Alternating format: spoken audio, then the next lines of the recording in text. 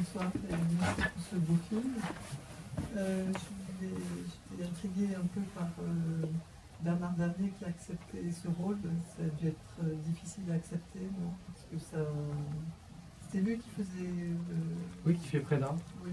Non, je crois que les acteurs aiment beaucoup jouer les méchants. C'est toujours très jouissif pour un acteur. Après, ça peut rester... Voilà, oui, mais voilà, moi ce qui m'a intéressé, c'est de le montrer. Effectivement, il a commis des actes monstrueux, mais il a une part humaine aussi. Et ce que j'ai aimé avec Bernard Verlet, c'est qu'il apporte une forme d'humanité. On sent qu'il est complètement hors sol, il n'a pas du tout compris le mal qu'il a fait. Et je trouve qu'il apporte une fragilité aussi à cet homme. Et c'est un grand acteur, voilà. Je pense que les acteurs, vous savez, c'est un peu des avocats des personnages. Donc il est rentré dans ce rôle, je ne vais pas dire facilement, mais je pense qu'il s'en est détaché très facilement. Bonsoir. Ma question, vous avez tourné dans plusieurs lieux, dans plusieurs églises. Ça s'est passé facilement, avec des difficultés en France. En France? Oui, on a très vite compris que, enfin, on savait que c'était impossible de demander au diocèse de Lyon de tourner dans la basilique, parce que c'est dirigé par Barbarin. Donc, on a pris le parti pris dès le début d'aller en Belgique et au Luxembourg pour tourner toutes les scènes intérieures. Par contre, on a tourné 4-5 jours dans les rues de Lyon, parce qu'on voit bien la ville. Mais vous aviez demandé l'autorisation en Non. France? Ah non. En France, moi j'ai pris le parti pris. Je savais demander, oui. Oui, parce que je savais que même si je demandais au diocèse, par exemple, de Strasbourg ou de Bordeaux, ça allait remonter. Voilà, ça allait se savoir. Et donc, on a vraiment tourné le film sous un nom de code. Le film s'appelait Alexandre. Et on a donné un synopsis très elliptique. On ne parlait pas du tout de pédophilie dans l'église. On n'a pas du tout communiqué, mais moi je communique jamais sur mes tournages, donc c'était comme d'habitude. Mais c'est vrai que là, il fallait faire... voilà. Je pense qu'il n'y aurait pas eu de censure, mais en tout cas, on n'aurait pas eu d'autorisation.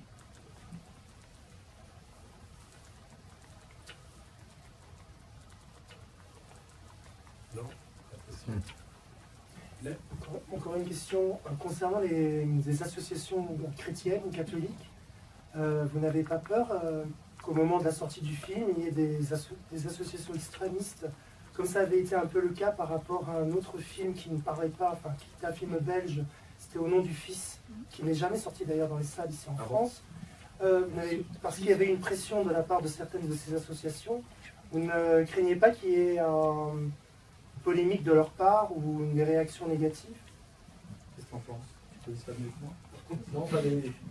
Moi, en tout cas, nous, toutes les projections qu'on fait, où on invite les diocèses, moi j'ai rencontré des évêques, on a un retour plutôt positif. Je crois qu'ils sont plutôt agréablement surpris, parce que je pense que le personnage d'Alexandre nous aide beaucoup, parce que le fait qu'il ait la foi, qu'il soit au sein de l'institution, puis d'ailleurs, au fond, personne n'est pour la pédophilie, donc c'est quand même très difficile d'attaquer le film là-dessus. Après, on peut attaquer sur plein d'autres choses, j'imagine, mais... Après, j'ai l'impression que la foi catholique n'est pas attaquée dans le film. C'est l'institution. Et beaucoup de gens au sein de l'institution sont d'accord pour dire que ça ne va pas. Et d'ailleurs, la plupart disent le changement, il ne viendra pas de la hiérarchie, il viendra de la base. Oui, certainement qu'il y a des associations cathos qui vont avoir des choses à dire. Moi, je pense qu'ils vont surtout dire de ne pas aller voir le film sans l'avoir vu. C'est ça qui risque de se passer. Après d'avoir un a priori. Après, nous, on l'a vu dans notre association parce qu'on a souffert de ça, notamment sur les réseaux, sur Twitter, il y a toute une frange, etc. On a, par exemple, nous, dès le début, donc on a été dans le complot, on était avec le ministère de l'Intérieur, des Marche pour tous, on faisait ça contre Barbarin, on était lobby LGBT, on était franc-maçon, on était tout. On a même été, je me rappelle d'une fois où l'avocat de Barbarin m'avait comparé à un membre de Daesh. C'était après l'assassinat du père Hamel en 2015 ou en 2016. Et le lendemain, donc, il y avait une décision sur un des procès. Et effectivement, il avait dit voilà, la parole libérée veut faire exploser le diocèse comme Daesh, etc. Donc, ils sont à peu près à tout. Bon, nous, ce qu'on a fait, c'est qu'à chaque fois qu'il y avait quelqu'un comme ça, on le bloquait complètement, donc on voyait même plus ce qui se passait. Bon, il y a, sur les réseaux, enfin, au moins juste même plus pour voir, parce que c'était là, ça devenait aussi anxiogène pour nous. Et c'est vrai qu'on peut s'attendre à certaines réactions. Après, on a quand même l'impression, l'avantage, malheureusement, mais bon, déjà la pédophilie, on commence vraiment à en parler à peu près de partout dans l'Église, ça commence à exploser de partout. Et en plus, dans l'Église, il y a un truc, c'est que ça, je ne sais pas pourquoi, je pense que c'est aussi générationnel, ça explose dans l'Église dans tous les pays. Nous, on est allé en Amérique latine, en Amérique du Sud, au Chili, etc. C'est en train d'exploser. Les 30A, les cadras qui commencent tous à parler. Et on ne peut pas dire que c'est un complot, on ne peut pas dire comme sous Jean-Paul II, ou quand il était pape en Pologne, où oui, quand on accusait un prêtre de pédophilie, c'est parce que c'était le FSB, enfin les communistes qui accusaient les prêtres, parce que c'était un peu ça le truc. Là, on peut plus dire que c'est pas vrai, et que là, c'est en train. Il y a un seul continent, enfin, vraiment, où là, il y a le silence est total, et nous, on a des informations, enfin, on commence à avoir, on a fait apparaître des témoignages dans certains reportages.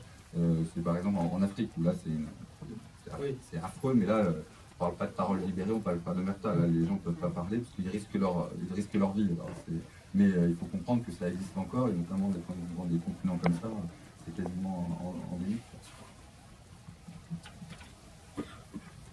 Tout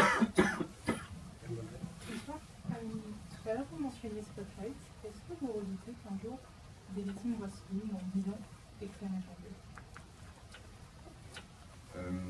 Alors, oui. Non, mais c'est sûr. Non. Et ça a toujours été notre problème. En fait, on a dépensé beaucoup d'énergie, pas pour nous, hein, parce qu'une fois que Fresna est dans la presse, etc., les presses nous rendent justice.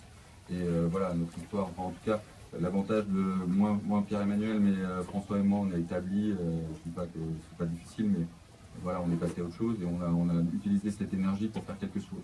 Après, on s'est toujours dit, mais si on arrêtait demain, parce qu'on s'est posé beaucoup la question depuis quelques mois, de dire, bah, on arrête, quoi, qu'est-ce qu'on va faire, et surtout, on ne veut pas tourner en boucle toute notre vie, même s'il y a un nombre de gens qui nous téléphonent, ils veulent de l'aide, mais on ne peut pas leur en donner, on est une petite association, et on s'est toujours dit, si on arrête aujourd'hui, qu'est-ce qui se passera demain? Alors, la réponse, c'est quand même grâce à Dieu, c'est-à-dire que ça ne peut pas s'arrêter, parce que là, il y a quelque chose qui est ancré complètement. Un peu comme Spotlight maintenant, je veux dire, ça a eu un retentissement en 2015 très très important aux États-Unis, parce qu'aux États-Unis, ça ne cesse d'arriver. Hein. Il y a l'État de New York, la Pennsylvanie, etc. Bon, l'avantage des États-Unis, c'est que les victimes, elles gagnent des millions d'euros. En France, c'est pas. Donc ça a quand même une vertu, hein, c'est qu'aux États-Unis, ils sont obligés d'agir, parce que comme ça ruine les diocèses, il y a un moment où ils disent bah, on va arrêter parce qu'on ne peut pas être ruiné. Bon, en France, de toute façon, c'est pas la problématique financière, et effectivement, c'est pas les mêmes conséquences. Mais ça peut s'arrêter. Ce qu'on espère, nous, c'est qu'il y ait des prises de relais, et en tout cas que la pédocriminalité soit maintenant un vrai sujet de société, qui soit plus un tabou. Parce que ça reste quand même un tabou, hein, les viols des enfants. Alors, ce qui est bien quand même, c'est que on a l'impression qu'il y a, chez les politiques, il y a une prise de conscience. Alors, je ne sais pas si c'est pour eux bankable ou pas, ou voilà, c'est toujours, on sait jamais. Mais il y a quand même, nous, on a travaillé beaucoup pour le changement des lois, dans la commission Flavie-Flamand, pour rehausser la prescription. Donc, nous, on est intervenu. La semaine prochaine, on intervient au Sénat. Donc, il y a une prise de conscience sur. D'ailleurs, il y a un nouveau ministre sur l'enfance, qui a été un ministère qui a été créé. Donc il y a quand même une prise de conscience que bah voilà, les questions d'enfance doivent être prises en compte maintenant. Je pense, hein, mais bon, après, il faut toujours avoir un peu d'espérance, parce que sinon, on peut faire rien. Il y a eu un changement sur la période de la prescription. C'est passé à 30 ans. C'est passé à 30 ans, on a pas mal travaillé là-dessus. Il y a eu aussi sur la non-dénonciation, parce que ce qu'on voit dans le film quand même, c'est que nous, notre combat, c'est effectivement des gens vicieux, des malades mentaux, des pédophiles, etc. Il y en existera toujours. Le problème, c'est pas ça, c'est que ce qu'on voit, c'est que dans n'importe quelle institution, alors là c'est une institution religieuse, mais si vous prenez la famille, c'est exactement pareil. Si vous voyez la famille comme une institution, vous avez exactement les mêmes modes opératoires. Le silence, on pardonne, on fait discuter le tonton avec la petite nièce, etc. On ne recommencera pas, il ne faut pas que le scandale explose, etc. Vous avez exactement la même chose. Et nous, ce qu'on dénonce, et c'est vraiment la partie de notre moi, et c'est pour ça qu'on a mis... on a mis en place un procès contre le diocèse, Barbarin, etc. C'est qu'en fait, il y a des gens normaux qui ne sont pas malades, ne sont pas des pédophiles, mais qui savent, et quand même qui ne disent rien et qui continuent à mettre en danger. Et nous, dans les témoignages qu'on a, on a énormément de personnes, évidemment dans les familles. Hein. C'est 8 fois sur 10, les viols sont dans les familles. C'est le tonton, c'est le grand frère. Et en fait, généralement, ça ne se dit pas. Et en fait, c'est des conséquences qui sont terribles pour les victimes quelques années après. Et c'est même des personnes qui, parfois, sont obligées de se mettre en marge de la famille pour survivre. Autre question? Dans le film, les personnages secondaires féminins sont assez intéressants, je trouvais. Et je voulais savoir si vous avez poussé le réalisme, c'est-à-dire votre femme dans le film, et je crois que c'est Jennifer aussi, on comprend qu'elles ont été abusées elles aussi, ça fait partie de la réalité. Il y a une partie de fiction, mais c'est vrai que moi je me suis rendu compte que beaucoup de couples de personnes abusées se retrouvent en fait, et c'est pas un hasard. C'est des choses que a priori scénaristiquement j'aurais pas, mais en discutant avec les victimes, je me suis rendu compte qu'aussi il y avait voilà. Si les femmes sont très importantes dans le film, les épouses, les mères, elles ont été des soutiens très, très, très importants. Et d'ailleurs, chacun, les trois m'ont dit si ma femme a été là, si ma femme n'avait pas été là, si ma mère n'avait pas été là, je serais peut-être pas allé jusqu'au bout. Elles ont beaucoup soutenu. Et c'est vrai qu'à un moment, le film bifurque un peu vers ces personnages. C'est pas tellement développé, c'est juste évoqué, mais c'est une réalité. C'est vrai que les femmes sont quand même très fortes dans le film. En fait, effectivement, si elles n'avaient pas été là, je pense qu'elles ont beaucoup aidé, soutenu, mais aussi supporté. Parce que quand même, on voit pas tout dans le film non plus, mais je vous parlais de ces projets qu'on pouvait avoir. On a fait quand même pas mal de choses et on a mis quand même en danger déjà nos vies, nos images.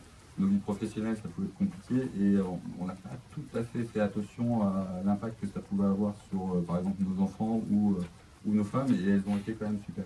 Mais par exemple, mes enfants, ils ont eu quand même pas mal de pression. Voilà, ça a été un peu compliqué pour eux, nos épouses aussi. Et elles ont toujours été dans le combat avec nous. Et je pense qu'effectivement, c'est des choses qui résonnent en elles. C'est-à-dire de pression sur vos enfants. Pourquoi dans les écoles catholiques. Dans les écoles, moi je me souviens qu'il y avait encore des mes enfants qui étaient en pastorale où le prêtre disait ton père va terminer avec. Il y a un passage dans la Bible où vous avez un rouet autour du cou, vous êtes pour tomber dans le fond du lac, parce que vous avez créé le scandale, donc il lui disait ton père vraiment il va mourir dans un lac, enfin bref, donc il mettait un peu la pression et c'est vrai que c'était un peu compliqué pour eux, et puis c'est pas facile d'avoir. Quand vous avez 17, 15 ans, 14 ans, 11 ans, de m'entendre parler tout le temps, tes parents, ton père, etc. Mais finalement, ils ont été, eux, ils n'ont rien dit, et finalement, ils sont à fond, ils ont été même au procès, ils en parlent. En fait, je suis un peu bavard, mais en fait, il y a un espèce de sondage, une enquête qui a été faite au niveau de l'Europe. On estime, ce qui est assez incroyable, à tous les échelles, à toutes les échelles, c'est-à-dire des accouchements au viol, on estime à un enfant sur 5 en Europe qui a subi des agressions sexuelles. Un enfant sur 5, ça fait beaucoup. Et dans toutes les générations. Et effectivement, on se rend compte que des enfants qui commencent à parler de ça à 13 ans, il y en a toujours un qui dit moi, ma soeur, etc. Donc en fait, ça concerne toutes les générations. Et même finalement à 13-14 ans, ils peuvent ne pas avoir peur de parler parce que finalement, il y a un film, il y a des émissions, et voilà, ça ne devient pas une banalité, mais on peut en parler sans avoir peur. La solitude, c'est un des sujets du film aussi, c'est que la plupart des gens, ça c'est aussi un gros travail qu'on a fait, un peu, donc, je l'appellerais pédagogique, mais moi quand je l'ai fait, c'est parce que je me suis aperçu finalement qu'il était encore en vie, mais surtout qu'il y avait d'autres victimes, et en fait, on a créé l'association en se décentrant, c'est-à-dire qu'on ne pensait plus à nous et on pensait aux autres victimes qui ne pouvaient pas parler. Et il faut se rendre compte quand même qu'on a généralement un pédocriminel, il ne fait pas qu'une seule victime. Donc, si vous ne parlez pas, si vous pensez être seul, finalement, vous ne dites rien parce que vous dites j'ai rien dit à l'époque, j'avais peur, mais voilà, c'est trop tard.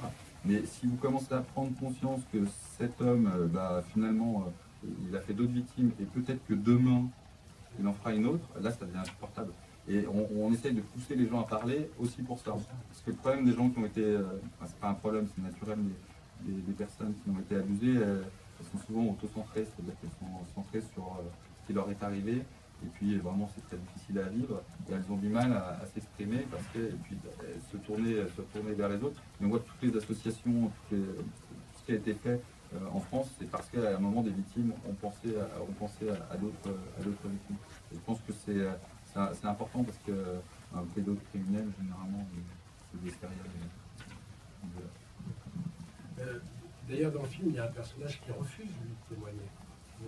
Oui, non, c'est vrai que le film il n'est pas exhaustif. Hein. Non, mais il y a quand même beaucoup. Il y avait beaucoup d'histoires. Non, mais il y avait des histoires aussi beaucoup plus graves. Hein. Moi, c'est vrai que j'ai choisi aussi des personnages qui sont assez forts, qui sont dans le combat. Il y en a beaucoup qui sont dans un état pas possible. Hein. Il y a eu des suicides. En rencontrant les gens, très vite, on m'a parlé de suicides dans plusieurs familles qui étaient clairement liés à ça. Et puis, il y en a effectivement qui ne veulent pas parler, et notamment. C'est pour ça que la prescription soit passée à 30 ans, c'est important. Entre 20 et 30 ans, les gens ne parlent pas. Et d'ailleurs, tout l'enjeu du procès de Prénat, de savoir est-ce qu'il y a eu encore des victimes après 91, voilà, c'est difficile d'imaginer qu'en 91, Prénat avait 50 ans, qu'il a arrêté du jour au lendemain à abuser des enfants, alors qu'il était toujours en contact d'enfants dans des petites églises, dans les campagnes. Mais ces gens-là, qui ont certainement été abusés, n'ont pas parlé pour l'instant. Ils vont peut-être parler un jour. Une question. Bon, je vous pose, j'ai une à chacun pour la dernière. Le titre, il est venu tout de suite. C'était du pain béni. Ah oui, si on peut dire. C'était cette phrase de Barbarin, cette phrase malheureuse. Il s'est tout de suite excusé. Il a tout de suite réalisé qu'il avait dit une connerie. Mais bon, voilà, ça a été, je pense, un coup de couteau pour toutes les victimes. Et en même temps, ça a été tellement révélateur. Voilà, je pense que quand ils ont entendu ça, ils se sont dit, bon, bah, notre combat, voilà, il a une raison d'être. Il n'a toujours pas compris la gravité des faits. Et en plus, il fait une erreur énorme. Parce que c'est pas grâce à Dieu que les faits sont prescrits. C'est grâce à la justice des hommes. Parce que devant Dieu, il est responsable. La question, c'est celle qu'on vous pose à la fin du film. Vous avez toujours la... Faut pas qu'ils répondent. Non, mais là, ça fait, ils l'ont vu maintenant. François m'a dit de pas répondre. Non, en fait, c'était un peu compliqué. Non, mais en fait, je me sens pas plus véritablement catholique. En fait, au départ, franchement, je l'ai fait pour les victimes et franchement pour l'Église. Il me semblait que voilà, l'Église allait se réformer, etc. Et à la fin, au fur et à mesure, quand j'ai vu les atrocités, les viols, les protections qu'il y a eu, et puis surtout cette non-capacité, la non-capacité d'indignation de ces gens, c'est l'institution que tu remets en cause, c'est pas forcément ta foi. Ah non, justement, oui. Sur l'institution, en fait. Mais après, la foi, c'est une spiritualité, on croit en quelque chose ou pas, on est baptisé ou pas, voilà, c'est personnel. En tout cas, en tant qu'institution, je m'en fais plus vraiment partie. Merci à vous. Merci. C'était un peu particulier parce qu'effectivement, ça reste une fiction, mais il y a à peu près 95% de la réalité. C'est toujours très bizarre parce qu'on s'y attendait pas du tout et on était un peu, enfin en tout cas moi, François et Pierre-Emmanuel, on était un peu clivés quand même. Et on avait l'impression qu'au départ, c'était pas notre vie, c'était pas notre personnage. Et puis au fur et à mesure, effectivement, on s'est mis dans le film et on trouve vraiment que c'est très fidèle à la réalité. Et puis, effectivement, pour la cause de projet, c'était des travaux. Est-ce que vous avez l'impression que le film est le prolongement de votre combat? En fait, on en parlera peut-être, mais un film par rapport à tout ce que l'on a fait énormément d'émissions, de reportages, etc. Et en fait, un film, ça ancre beaucoup plus. On est passé d'un fait divers à un combat, à véritablement quelque chose qui est ancré dans l'histoire, en fait. Ça, c'est très important pour notre cause, parce que finalement, quoi qu'il se passe, le film existera, c'est par un grand réalisateur, et il pourra être revu. Mais en tout cas, notre histoire est marquée. François, qu'est-ce qui vous a amené à vous intéresser à cette histoire? L'idée, c'était... Ça marche ou pas? Oui, bon. Je suis pas sûr que ça serve un peu plus. L'idée au départ, c'était de faire un film sur des hommes fragiles des hommes qui expriment leurs émotions, parce que souvent les hommes au cinéma sont dans l'action. Et là, j'ai fait beaucoup de films sur des personnages féminins. Là, j'avais envie de m'atteler. Plutôt fort d'ailleurs. Voilà. Là, j'avais envie de m'atteler à des personnages masculins et je cherchais un peu un sujet autour de ce thème. Et je suis tombé un jour par hasard sur le site de La Parole Libérée. Et j'ai lu plusieurs témoignages. Par hasard. Il n'y a jamais de hasard sur Internet. Hein. On tombe, voilà. Ça m'intéressait, j'avais lu quelques reportages. Vous aviez tapé homme fragile et c'est arrivé sur La Parole Libérée. Ah, c'est intéressant, peut-être. Il faut essayer. On avait mis des tags. Et en lisant les témoignages, je suis tombé sur le témoignage d'Alexandre qui m'a beaucoup ému. Je trouvais très beau parce qu'il racontait son combat en tant que fervent catholique au sein de l'institution, tout le travail qu'il avait fait pendant 2 ans avec toute la hiérarchie du diocèse de Lyon. Et donc, je l'ai appelé, on s'est rencontrés. Il est venu avec un gros dossier, avec tous ses entretiens, tous les mails qu'on entend dans le film, qu'il avait échangés pendant plus de 2 ans avec Régine Maire, avec Barbara, enfin tout ce que vous avez entendu, plus d'autres que j'ai pas mis, parce que j'ai pas pu tout mettre, il y en avait tellement. Ses lettres au pape, enfin voilà, il avait un dossier qui était déjà un scénario presque. Hein. Il m'a dit faites-en ce que vous voulez. Et j'ai trouvé ça passionnant. Et donc après, ça a été comme un film que j'ai tiré d'une pelote. Au début, je pensais faire un film que sur Alexandre. Et puis très vite, je me suis rendu compte que l'histoire continuait après qu'il ait déposé plainte, puisque voilà, j'ai mené une enquête en fait journalistique et ça devenait presque comme un polar. Je découvrais l'histoire de François, la lettre de ses parents qui avait été retrouvée par le capitaine de police, après la création de l'association, plus d'autres victimes, voilà. Et donc le scénario s'est construit comme ça. Qu'est-ce qui a été le plus difficile dans l'écriture du scénario? Ça n'a pas été si difficile parce que j'avais énormément de matière en fait. J'avais presque trop de choses. Il fallait éliminer, il fallait concentrer. Les liens, ils étaient... la réalité, en fait, ce côté passage de relais, c'est le réel. Hein. Je ne l'ai pas inventé. Après, quand on fait un film de fiction, moi je me suis dit, cette structure de scénario, c'est pas un truc habituel. J'ai essayé de réfléchir à d'autres films qui étaient construits comme ça, avec un personnage qui meurt au bout de 45 minutes, à part Psychose, enfin pas qui meurt, pardon, qui disparaît. À part Psychose, le personnage meurt, le personnage disparaît, et on passe à un autre, et après encore un troisième. En fait, j'ai plus pensé à des séries où il y a un changement de point de vue d'un épisode à l'autre. Mais donc voilà, Et ça, vous avez hésité à un moment donné ou pas ou... Moi non, moi ça m'a excité cette forme, sûr, sans savoir ce que ça allait vraiment donner. Les producteurs étaient un peu nerveux, je dois avouer. Ils m'ont dit, mais tu peux pas essayer de raconter l'histoire de manière synchrone, en fait, que les 3 personnages soient là dès le début en parallèle. Et là, ça faisait un scénario avec des flashbacks, flash-forward, à la Inaritu. Moi, c'est pas du tout mon truc, ce genre de structure. Donc, je me suis dit, il faut garder cet effet domino qu'il y a entre les 3 personnages. C'est ça qui est beau aussi. C'est que c'est des gens qui pensent être seuls, ils mènent un combat tout seul, et puis il y en a un autre qui arrive, et encore un autre, et ça forme un groupe. Et vous avez décidé dès le départ de donner les vrais noms à l'évêque, à Barbarin. C'est-à-dire sur les victimes, ils n'ont pas demandé particulièrement, mais j'ai gardé tous les prénoms. Mais j'ai pas gardé le nom de famille parce qu'ils m'ont demandé de ne pas raconter certaines choses. Et puis surtout, je parle de leur vie privée. Ouais. Alors que Barbarin, Prénard et Gilbert, c'est les faits qui ont déjà été publiés, qu'on a lus, tout vient de verbatim, tout est sourcé. Tout avait déjà été publié, il n'y a pas de surprise hein, sur les faits. Là où il y a un peu plus de fiction, c'est sur les répercussions des familles, tout ça, où des fois j'ai un petit peu resserré la temporalité des événements. L'engueulade de François avec son frère, ça ne s'est pas forcément passé le soir de Noël, voilà, des choses comme ça. Mais elle s'est passée. Ah oui, mais plus violent que ce qu'il y a dans le film, je crois. Donc après, j'ai un peu restructuré, mais globalement... Pierre-Emmanuel, quand il a vu le film, donc c'est le personnage de Swann, il m'a dit, mais c'est 99% de ma vie. Je lui ai dit, mais attends, t'as jamais tapé ta copine? Il dit, oui, mais j'aurais pu. Voilà, donc il dit, d'ailleurs, j'ai la vie tordue, donc c'est moi. Voilà, ça, c'était un détail que vous avez raconté? Oui. Non, mais ce qui était très beau, c'est que tous, ils m'ont confié beaucoup de choses. Ils m'ont fait confiance. Et donc, je me sentais redevable et il ne fallait pas que je les trahisse. Donc, il fallait être à la hauteur de tout ce qui m'avait confié. Et est-ce que vous diriez que c'est par rapport au film précédent que vous avez fait, ça, celui-là se démarque un peu? Parce que d'habitude, certes, vous explorez des zones troubles, mais vous vous amusez avec, vous provoquez, vous revenez. Alors que là, il y a un point de vue frontal, direct, et vous le suivez jusqu'au bout. Vous avez eu, vous, le sentiment de changer un peu de... Non, c'est les autres qui me le disent. Moi, j'ai l'impression de faire comme d'habitude, mais c'est vrai que comme je partais d'une réalité, il fallait quand même garder une certaine fidélité. Et... Oui. Enfin, je ne me suis pas trop posé la question, en fait. Et vous avez rencontré Melville?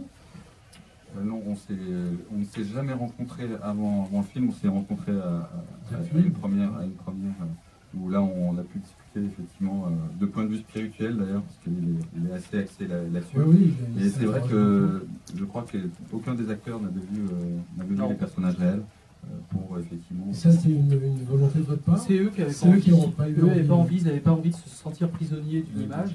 Moi, je leur ai raconté beaucoup de choses, mes impressions, donc ils ont écouté. À un moment, Denis a croisé François parce qu'on a tourné dans la vraie maison de François Deveau et j'ai dit à Denis, viens, on va dîner ensemble tous. Il m'a dit, non, j'ai pas envie de le voir, il ne ressemble pas du tout à ce que j'imaginais. Donc, non, voilà. Après, le travail d'acteur, j'imagine, oui, effectivement, c'est de ne pas sentir. Et vous n'en aviez pas le besoin non plus? Non, enfin, de toute façon, on a suivi.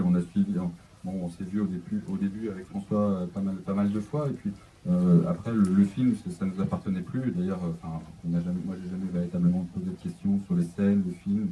C'était vraiment après l'œuvre de François.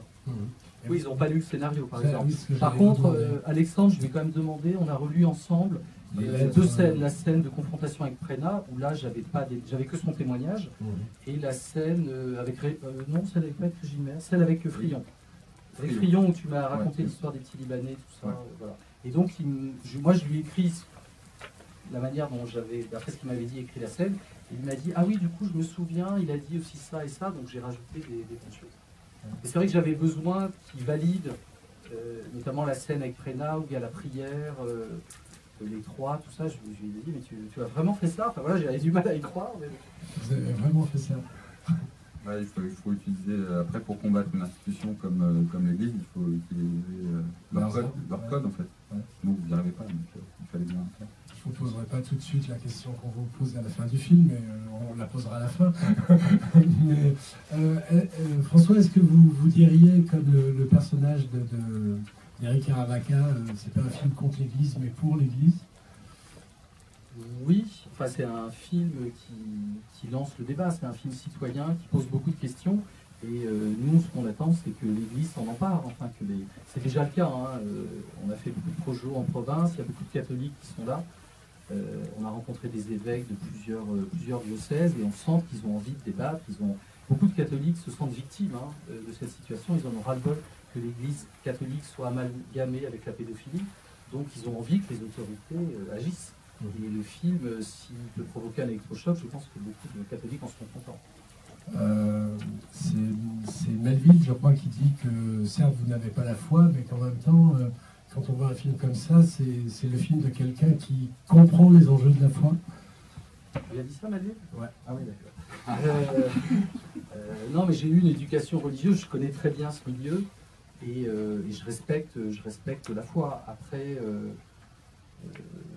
c'est vrai qu'il y avait beaucoup de questions théologiques qui se posaient dans le film, notamment tout ce qu'il y avait autour du pardon, qui m'intéressait particulièrement, parce que je trouvais que c'était extrêmement révélateur. La religion catholique est une religion de la miséricorde, de la rédemption, et toute cette histoire de pardon est vraiment à double tranchant, parce qu'on sait que le pardon est libérateur, mais dans le cas de ce film, notamment avec Alexandre, le pardon qu'attendent Barbara et Régimère de la part de Prénat, c'est une manière aussi de garder le silence, de créer le silence. Donc il y avait toutes ces questions qui étaient intéressantes à poser. Et la phrase sur si tu lui pardonnes, tu seras son prisonnier à vie. C'est la femme d'Alexandre qui me l'a dit. Enfin... Et c'est une phrase qu'elle vous a vraiment dit. Oui, elle est devenue assez virulente, mais effectivement, dans le pardon, il y a vraiment des questions théologiques ou même, pas forcément d'ailleurs spirituelles. Et c'est vrai que le pardon, d'une certaine manière, peut enfermer, parce que quand vous pardonnez, en fait, après, vous ne pouvez plus combattre cette personne-là. Et c'est vrai, c'est une partie, effectivement, du début du combat de l'association et de toute l'enquête qui a été faite, parce que justement, on s'est aperçu, même dans des films comme Spotlight notamment, les mêmes mécanismes, les mêmes processus de silence avaient été faits, parce qu'on demandait finalement au prêtre de demander pardon, et une fois que le pardon était fait, c'était fait, et on retournait en silence. En fait, c'est une industrialisation du silence qui était mise en place par le pardon. Ils ont arrêté là maintenant. Il y a encore ce genre de réunion, ça existe? A priori, ils ont compris que ça... Dans certains pays, oui, je pense que... Non, mais en France, oui, je pense qu'effectivement, on espère. En tout cas, en C'était France... c'était en 2014. Hein. Ouais, c'était en 2014, c'était pas dans les années 80 du tout. Donc, c'était assez récemment, on faisait encore quand même ce genre de scène. Est-ce que vous pensez que le film va justement bousculer les choses beaucoup plus que tout ce qu'il y a eu jusqu'à présent, les coupures de presse, les émissions télé, tout ça? Vous pensez qu'il y a... Alors, nous, effectivement, au départ, c'était notre histoire, et puis après, en fait, la réalité, c'est qu'on a eu énormément de victimes, d'adultes qui nous ont parlé. Il y a eu beaucoup de procès en France qui ont été initiés grâce à notre association, à Saint-Étienne, à Orléans, il y en a un peu près de partout. Et le combat qu'on a eu, et notamment ce que le film montre aussi, c'est que la pédocriminalité, c'est un fléau qui existe encore dans nos sociétés, et à l'heure actuelle, c'est-à-dire qu'on ne parle pas du tout de choses dans des pays en voie de développement, etc. C'est dans des sociétés développées comme les nôtres. Et en fait, on s'est rendu compte que de médiatiser ce qui nous était arrivé, et puis surtout de faire parler, et d'arrêter l'omerta, en fait, c'était une bonne chose, parce que plus on médiatisait, plus les gens pouvaient parler, et finalement, c'était une des manières, malheureusement pas d'arrêter, mais d'éviter effectivement que, en tout cas, de diminuer ce fléau-là, puisque si l'omerta s'arrête, en fait, certaines personnes peuvent avoir peur, parce que les gens maintenant peuvent parler. François, comment vous avez travaillé avec les 3 acteurs? Vous les avez réunis à un moment donné, ou vous avez attendu qu'ils se retrouvent dans le film? Non, c'est vrai que j'ai travaillé séparément avec chacun. Mais on a commencé très vite par des scènes de groupe, donc ils se sont retrouvés naturellement.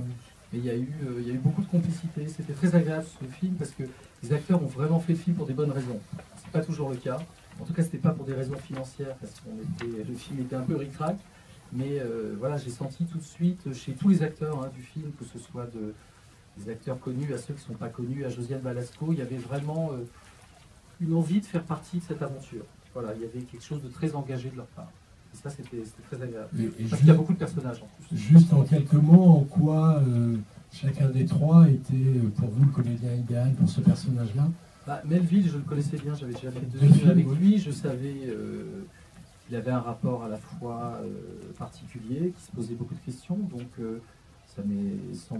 ça m'a semblé assez... Alors, bon, c'est vrai que c'est la première fois que je faisais un casting en ayant toutes les têtes. J'avais la tête d'Alexandre, du vrai, la tête de François, la tête de Barbara, et on mettait des acteurs. Et vous cherchez la ressemblance? La première chose, c'est qu'on regarde les têtes des acteurs, on dit à qui ressemble. Et puis très vite, on oublie ça, et on essaye plus de retrouver une sensation qu'on a. Donc, ce que j'ai retrouvé d'Alexandre dans Melville, c'est une certaine dignité, une élégance, et puis bon, cette foi qui était quand même importante. Pour le personnage de François, Denis Ménochet, c'était vraiment son énergie, son côté bulldozer. Vous aviez travaillé avec lui aussi? J'avais aussi travaillé avec Denis, donc je le connaissais. Le fait de mettre les pieds dans le plat, voilà, cette force physique. Alors François, il était un peu vexé, il m'a dit tu aurais pu prendre un acteur moins gros, parce que le vrai François est un peu moins imposant. Alors j'ai dit à Denis, ce serait bien que tu maigrisses, bon, il ne l'a pas fait. Mais en même temps, son physique joue avec le personnage. Donc, voilà, il n'y avait pas de ressemblance physique, mais je pense qu'on retrouve l'énergie de François et son côté vite en train. Et Swan, je ne le connaissais pas, mais j'avais vu Petit Paysan, que j'avais beaucoup aimé. Et donc, j'aimais sa fragilité, son côté à fleur de peau, donc j'ai rencontré. Et Balasco, qu'est-ce qui vous a fait penser Josiane, moi, c'est une actrice idéale? C'est une actrice que j'aime beaucoup, à qui on donne toujours des rôles comiques et qui a rarement eu des rôles dramatiques. Objectivement, je pensais qu'elle n'allait pas, parce qu'il y avait 2-3 jours de tournage. Elle a tout de suite dit oui, et avec Swan, il s'est passé quelque chose de très beau entre eux, qui, je pense, se sent à l'écran. Je sais pas vous, mais moi, la scène où elle dit moi, c'est incroyable, il y a tout d'un coup un truc d'une émotion magnifique. Quoi. Oui, ce qui est amusant sur le tournage, quand elle prend la ligne téléphonique, c'est que tout le monde a pensé au Père Noël est une ordure aussi. Et même au montage, un jour, ma monteuse m'a fait une blague, elle allait prendre dans le Père Noël est une ordure, allô, on en est à peau de couille, et elle l'a mis dans la... Je regarde, je me dis, mais qu'est-ce que c'est quoi ce dialogue? En plus, comme Josiane a changé de voix avec les années, enfin bon, ça vient, on l'a pas gardé. Et François Martouré pour Barbarin, il semble idéal, ça c'est sûr. Vous aviez également... on a embelli Cardinal Barbarin. Oui. Et vous aviez déjà travaillé avec lui. J'avais travaillé avec lui, et c'est un acteur que j'aime beaucoup, qui a une voix un peu théâtrale, très onctueuse, qui vous enrobe. Et je trouvais... Alors c'est pas du tout le cas de Barbara, qui a une voix absolument atroce, qui a un choix un peu sourd, des problèmes de surdité, donc il parle trop fort, enfin bon, et puis il a une voix cassante, et je trouvais que Marthe Touré, dans le côté hypnotiseur, un peu doux, c'était bien. Une question qui est anecdotique, mais dans sa chambre, on voit la reproduction en grand de Tintin au Congo. C'est vous qui l'avez inventé? Non, j'ai pas eu à inventer ça. C'est dans une photo de Paris Match où c'est fait photographier dans sa chambre. Et sa chambre est encore, je vais pas dire pire, mais encore plus chargée, puisqu'il a plein de petites figurines. Je pense que le soir, quand il s'ennuie, il doit jouer avec ses petites poupées. Et il est effectivement titinophile. Donc il y a vraiment cette affiche dans sa chambre. En plus, le Tintin, qui est quand même le plus Tintin au Congo, vous le relisez aujourd'hui, c'est plus très politiquement correct. C'était à l'époque. Voilà. Dans votre combat, qu'on voit dans le film, quel a été le moment où vous avez douté le plus de continuer, par exemple? Est-ce qu'il y en a eu un où, une fois que vous étiez lancé, vous vous avez dit j'irai jusqu'au bout? Il y a eu une fois, alors effectivement, il y a eu quelques engueulades ou des moments où on a eu des doutes, mais la seule fois où on a voulu arrêter, c'est, je crois que c'était en février 2016, 2-3 mois après la naissance de l'association. En fait, on est allé voir Spotlight, on n'était pas nombreux au départ, etc. Et on avait décidé d'aller tous le voir ensemble. Et puis on est sorti en disant, franchement, ça s'est passé en 2001, c'est passé tout ça. On est en 2014, rien n'a changé. Franchement, on va pas dépenser d'énergie pour ça. On va arrêter. Et puis finalement, on a bu un canon. Et puis on a passé une soirée ensemble. Et puis à la fin de la soirée, on a dit non, on va quand même continuer. Et puis c'est là où en fait on commençait à avoir un nombre d'appels. Enfin, je sais pas, on était sur Internet, sur nos mails, etc. Au moins 8-9 heures par jour. On n'arrêtait pas. Au tout début, c'était incroyable. Quand la mère de Pierre-Emmanuel, l'Emmanuel prend le téléphone, c'est parce qu'à un moment on n'en pouvait plus. On avait une ligne téléphonique et en fait on passait 6-7 heures par jour avec des gens qui nous appelaient, qui nous racontaient leurs histoires. Moi assez rapidement on s'est retrouvé avec 10, 20, 30, 40, 50, 80 victimes de ce prêt de Prénat. Et puis après il y avait d'autres personnes qui nous appelaient, ça devenait complètement incroyable. Et après un moment on s'est dit mais on ne peut plus arrêter de toute façon. Et donc la mère de Pierre-Emmanuel a vraiment pris les téléphones? Ah bah la mère de Pierre-Emmanuel, en fait Pierre-Emmanuel est arrivé un peu plus tard, et c'est dans l'histoire, c'est bien vu, c'est quand sa mère découpait des articles de journaux, et à un moment elle s'est proposé effectivement nous épauler et de prendre le téléphone. Parce que c'était quand même très découper des victimes d'agressions sexuelles, c'est quand même très anxiogène. Et on n'en pouvait plus en fait. Vous, ça fait vous... Ouais, nous aussi, oui bien sûr, nous aussi, mais en plus c'est pas notre métier, hein. On a tous un métier qui était complètement différent et franchement on n'en pouvait plus, on n'arrivait plus à dormir, enfin moi ça appelait toute la soirée, toute la journée. Melville dit dans une interview que il vous voit tous les trois, enfin les trois principaux, comme des chevaliers blancs montant. Vous voyez comme ça à l'époque? Non, déjà, enfin, on s'est vu. On n'a jamais fait attention à rien en fait. Alors on avait toujours dit, moi quand on a créé l'association, j'avais toujours dit bon, on l'a fait et puis on se montre, etc. Très bien. Puis on va à fond. On s'est jamais posé de problème sur la loi, etc. Parce qu'on avait peur à des moments de diffamation. On s'est dit c'est pas grave. À un moment on s'est dit mais si Prénat se suicide, qu'est-ce qu'on va dire, c'est pas grave non plus. On a tout envisagé, mais on n'a jamais eu peur de rien. Il y a une scène qui est dans le film, qui est une scène réelle, où on avait, à un moment, on avait décidé avec François, comme on avait l'impression que rien ne bougeait, on avait pris contact avec un type pour un avion, et qui devait faire une énorme bite, et une énorme bite dans le ciel, au-dessus de Fourvière. Alors au départ, on avait voulu le Vatican, mais l'avion ne voulait pas trop. C'est très proche de la réalité. Ils m'ont donné tout leur... En fait, beaucoup de leurs réunions n'ont pas forcément eu lieu en réel, mais étaient suivis. Ils se retrouvaient tous par Internet.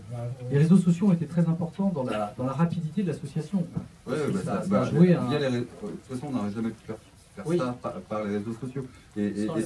Sans les réseaux sociaux. Et c'est vrai que cette histoire, en fait, on avait tout mis en place. Et à un moment, donc on avait appelé l'avion et notre avocate à l'époque nous a arrêtés en disant là, vous allez avoir des gros problèmes, ça va. Et donc on a dû arrêter. Mais par exemple, c'est vrai que pour chercher des victimes au tout début, etc., on a utilisé tous les réseaux sociaux en notre possession, en regardant ceux qui étaient au scout de Saint-Luc, ceux qui étaient à Sainte-Foy-les-Lyons, etc. C'est comme ça qu'en fait François a retrouvé Bertrand, et Gilles, et puis que moi ils m'ont retrouvé, puisque moi j'avais déposé plainte, j'avais un dossier, etc. Mais je ne savais pas qu'ils étaient en train de faire ça, et assez rapidement, grâce à tous ces réseaux sociaux, on s'est retrouvés.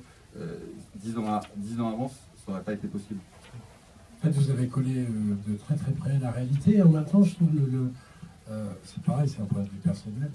La force du scénario et du film, c'est en même temps la complexité de toutes les questions que vous soulevez. Par exemple, du rapport justement aux médias. Est-ce qu'il faut se montrer, est-ce qu'il ne faut pas se montrer et même, il y a un truc très troublant quand l'un raconte en disant mais j'étais fier d'avoir été choisi. Oui. C'est extrêmement troublant. Par rapport en tant que victime, en tant que victime, oui, en tant que victime, en tant qu'enfant. Ouais. Ça, c'était vraiment la grande question par rapport à l'enfance, par rapport au flashback sur l'enfance. Qu'est-ce qu'il fallait montrer? Et moi, c'était important pas de montrer les faits, parce que déjà, ils étaient dits par la parole, c'était déjà dit de manière très, très forte, mais il fallait montrer les circonstances dans lesquelles ces enfants avaient vécu les choses, et en discutant vraiment avec les victimes et des psychologues, des victimologues, on se rend compte que les enfants, en fait, sont dans un état de sidération. Ils ne comprennent pas ce qui leur arrive, et du coup, ils vont un peu dans la gueule du loup, ils sont sous l'emprise d'un adulte, en plus, dans ce cas-là, un adulte qui a une autorité morale sur eux. Et donc ça, c'était important de montrer. Je me souviens plus de la question. Si, ouais, c'est ça. Pardon, on va passer la parole à qui la veut.